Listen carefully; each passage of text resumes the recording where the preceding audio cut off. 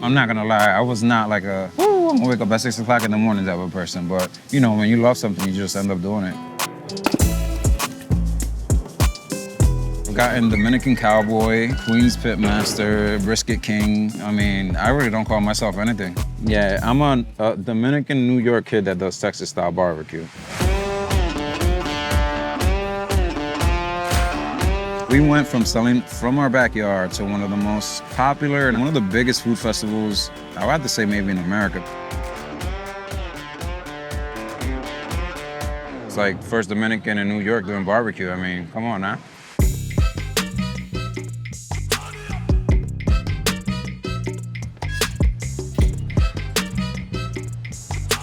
My name is Ruben Santana, owner and pitmaster of Bark BBQ. We specialize in Central Texas style barbecue with a little bit of Dominican influence. 25.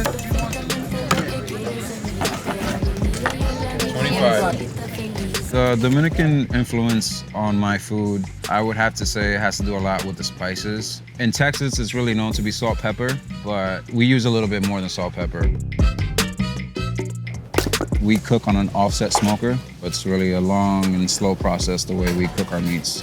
We offer a plethora of meats: brisket, beef ribs, turkey, chicken, pulled pork, pork ribs, and our newest addition, chicharrón, which would be pork belly, but you know, in the Dominican style. And some of our sides are sweet plátanos, arroz congri, moro negro, coleslaw, and mac and cheese. The reason why we're called Bark BBQ is because of what happens with the smoke and the meat, the outer layering of the meat forms a bark. So anytime you see like the brisket and it's all black, it's not that it's burnt or charred, that's called bark.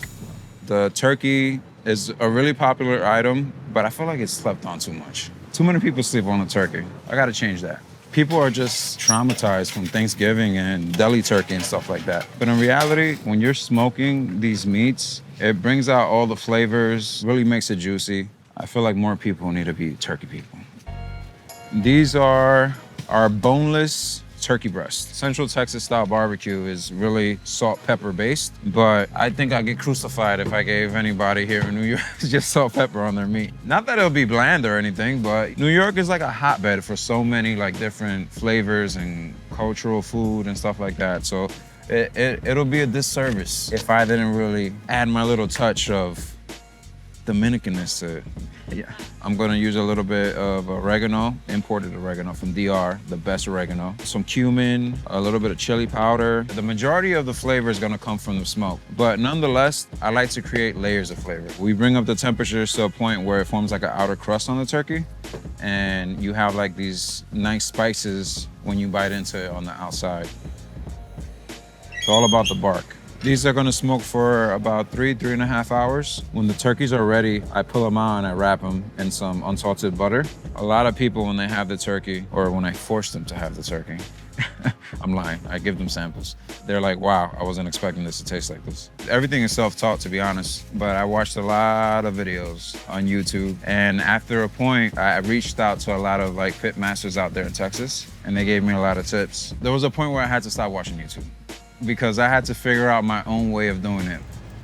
This process is about 3 to 4 days in the making. We usually sell out like in 3 hours. So we're talking about 3 days of work for 3 hours of service. I start my cooking week on Thursdays. Those cooks usually go on to like 2 o'clock in the morning, because I'm usually sleeping like around 4:30 to wake up at 8 to start it over again. So, and that's on a perfect day. No rain, no snow, no wind. You need a hell of a lot of patience. You gotta dedicate time to it, because if you don't dedicate that time to it, you're just gonna be making mediocre barbecue. That's it.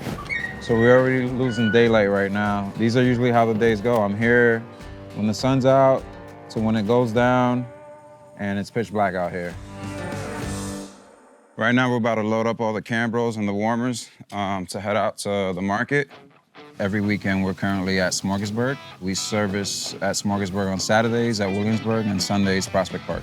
It's actually the last Sunday of the market today, so we're expecting to be pretty busy today. So we got extra proteins for us today. I usually cook all the meats by myself, but my girl helps me with all our sides. I have my cousins that sometimes help us out at the market. What's going on, baby? Hey, good morning. Good morning. It's like a collective effort from everybody.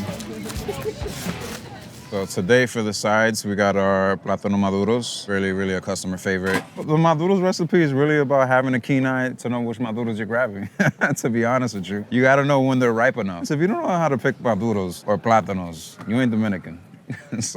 And then we have our Dominican torta, which would be AKA cornbread. My kids love this recipe. Their mom loves this recipe, and it was her mom that passed it down to her. And then we have our spicy coleslaw. We use celery salt, some sriracha, some black pepper, and vinegar and mayonnaise. My very first job was at Zaro's Bakery. That was a bakery out there in Penn Station. I think that was my only food job, and it was actually my last one before barbecue. I worked for a HVAC company, and I also worked in automotive. So I've always had like this history of working with my hands. When it came to barbecue, it's hard labor, but I guess I was just, used to it. I did the HVAC for about 4 or 5 years, and that's when I started dabbling into the smoked meats side of things. It's crazy because it was just something that I was doing it after work on Fridays. I'll prep all the meat and go throughout the whole night and service all Saturday and didn't get any sleep until Sunday. I did that for months out of the backyard. People will come, buy my food, we would sell out until eventually we had a line going up the driveway, and that's when it hit me like, wow, this is something that it seems like can be something. Because it was basically a hobby, to be honest with you. But I took it more than that because it takes more to be like, I'm gonna stay up all night, cook this brisket with no sleep after work and do service the next day and only have like 1 day out of the week for yourself. So I felt like I really wanted to be good at cooking barbecue. When I first started, I had a cheap $100 smoker. I was doing 1 brisket a week. I would call people and tell them I'm doing barbecue. Hey, would you like some barbecue? And people would actually buy. It was just 1 brisket. This would be people I would harass over the phone. But I would cook that brisket as if I was gonna serve 100 people. And the same way it goes now. Like if I'm serving 100, I still have that attention to detail as if it's just 1 brisket. After, I got this smoker, it jumped to 10, 12 briskets, then 20, 30, and now look, and it's these little small progressions that actually amount to like something bigger. So I think we're gonna pull these rib tips and wrap these so we can finish them off. So our rib tips are basically an extension of our ribs. Let's say you have a rack of spare ribs right here. This is basically the top of that spare rib. So I counter the saltiness with some sweetness. Not too crazy. The pure honey helps with the meat not drying out when it's wrapped and holding. And of course, also gives a little bit of flavor. This gets wrapped. It's gonna go back in the smoker. Basically what I'm gonna look for is that I can lift this up and it's just like folding over my hand. And we're gonna pull it off, let it cool down, and then we're gonna throw it in the warmer to hold for tomorrow's service. The type of barbecue that we do really isn't that common in New York. I wanted to bring a Dominican influence into the barbecue because it's basically my background. It would be like me fighting myself not to season something, the way I was used to growing up.